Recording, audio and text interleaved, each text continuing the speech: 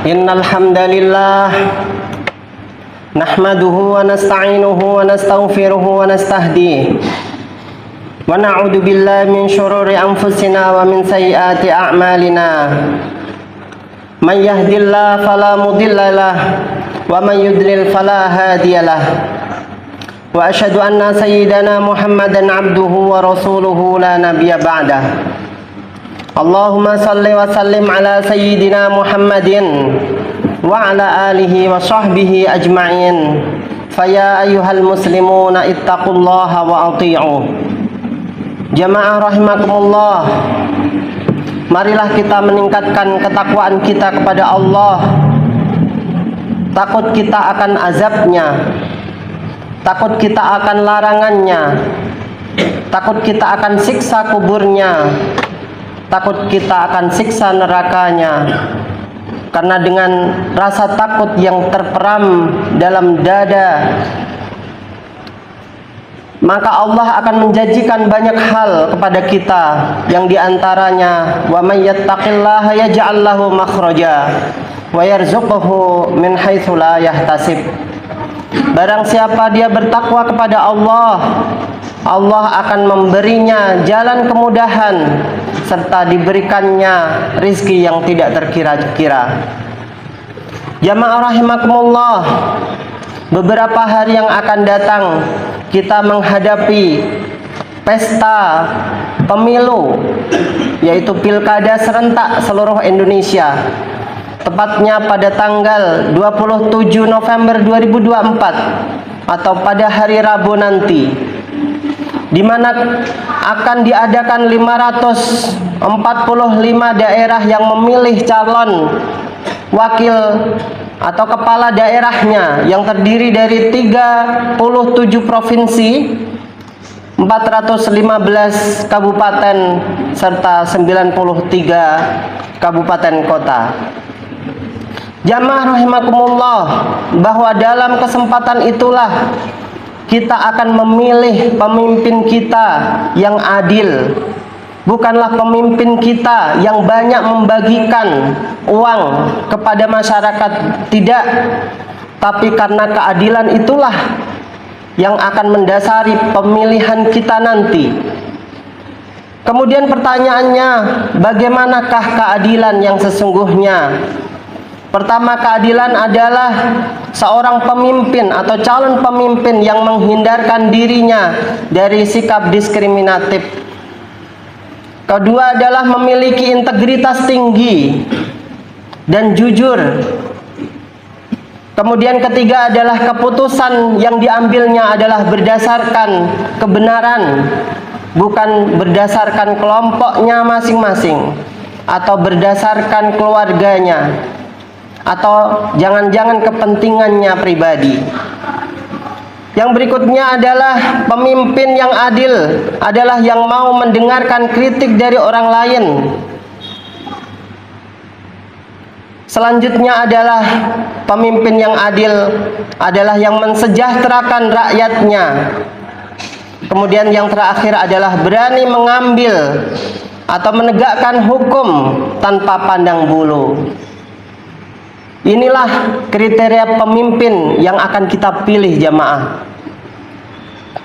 Karena keadilan inilah Rasul sallallahu alaihi wasallam dalam hadisnya mengatakan, sab'atun yudilluhumullah fi dhillihi yauma la dhilla illa dhilluh. Pertama adalah al-imam al-adil.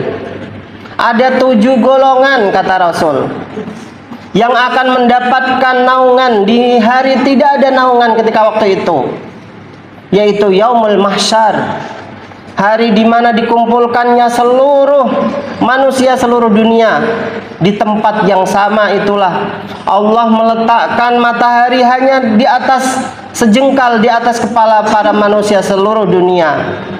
Bisa kita bayangkan betapa panasnya waktu itu. Dan tanah yang kita injak bukanlah tanah, melainkan logam. Betapa panasnya waktu itu, jamaah. Tapi ada 7 golongan yang akan mendapatkan naungan hari tidak ada naungan waktu itu. Kata Rasul, salah satunya adalah al-imam al-adil, pemimpin yang adil. Allah melarang kita untuk berbuat zolim, karena lawan kata dari adil adalah zolim. Orang yang zolim, kata Rasul, az-zulmu zulumatun yaumal qiyamah. Kezoliman merupakan kegelapan di hari kiamat. Orang yang berbuat zalim berarti membuat masa depannya di akhirat nanti suram, gelap gulita, tanpa penerang, tanpa cahaya, buta matanya. Inilah yang akan terjadi nanti, jamaah rahimakumullah.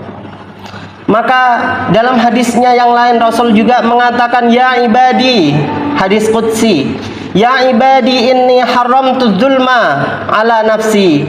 Wahai hamba-hambaku, aku mengharamkan kepada kalian kezaliman dalam diriku Allah, karena ini adalah yang mengatakan Allah melalui sabda Rasul sallallahu alaihi wasallam, wa ja'altuhu bainakum muharraman fala tudzalimu. Dan aku jadikan ini adalah haram untuk kalian, maka janganlah kalian berbuat zalim satu sama lain.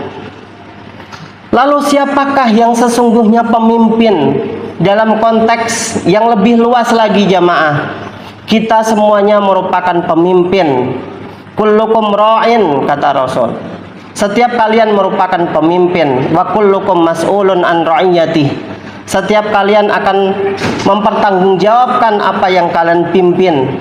Sebagai seorang dosen, memimpin untuk masa depan mahasiswanya, mengarahkan yang baik, datang tepat waktu, haram lari dari tanggung jawab.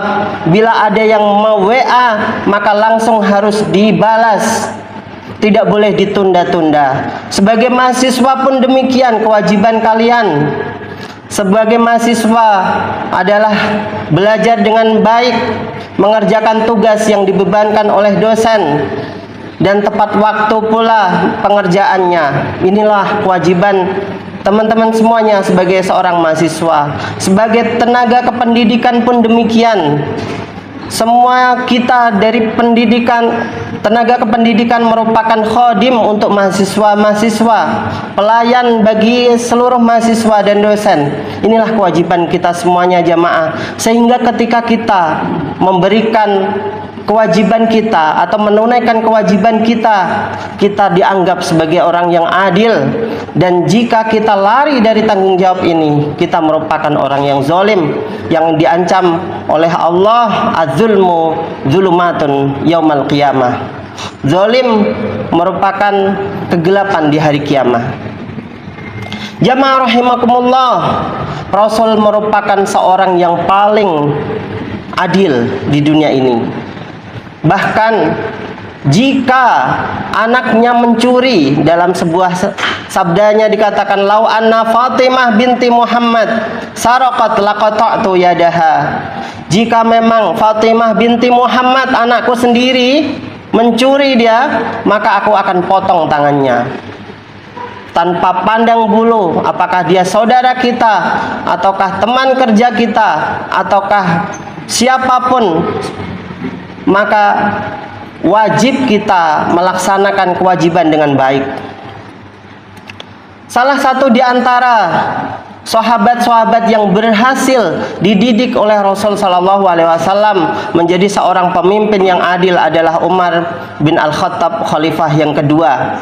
Bagaimanakah tergambar bagi kita dari sejarah-sejarah yang hadir yang kita baca bersama? Umar bin Al-Khattab adalah seorang yang pemimpin yang adil. 10 tahun menjabat sebagai seorang khalifah.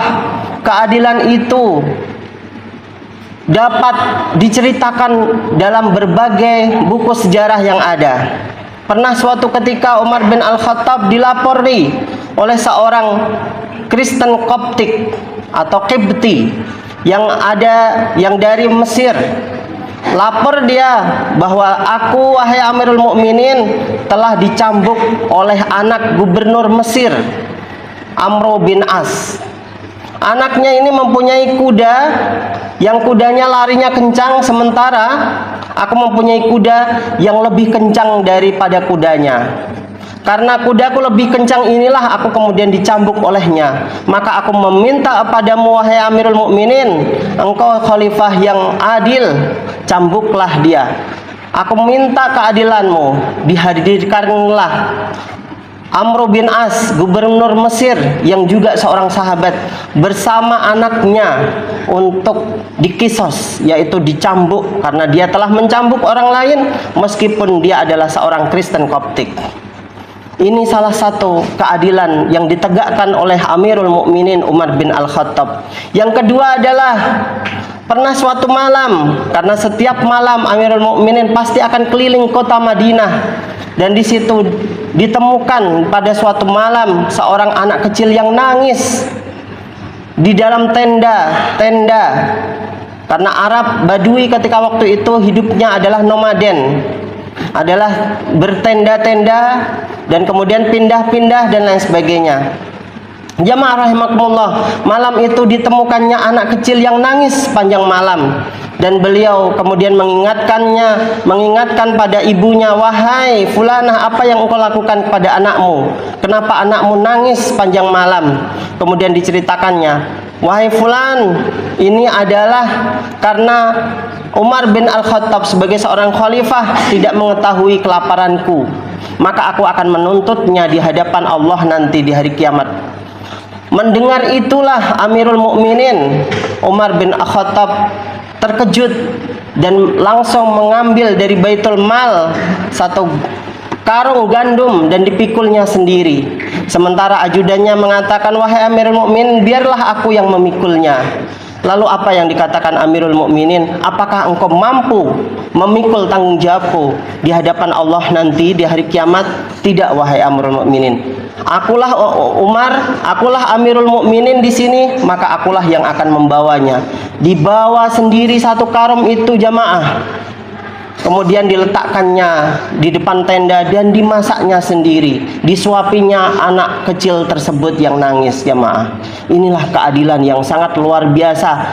Kita harapkan pemimpin-pemimpin kita yang akan kita pilih pada hari Rabu tanggal 27 November 2024 ini nanti akan menjadi pemimpin yang adil, dan keadilan itu akan kita rasakan bersama-sama. Barakallahu li wa lakum fil Qur'anil azim, wa nafa'ana bihi wa iyyakum minal ayati wa dzikril hakim, wa taqabbal minni wa minkum innahu huwas samiul alim.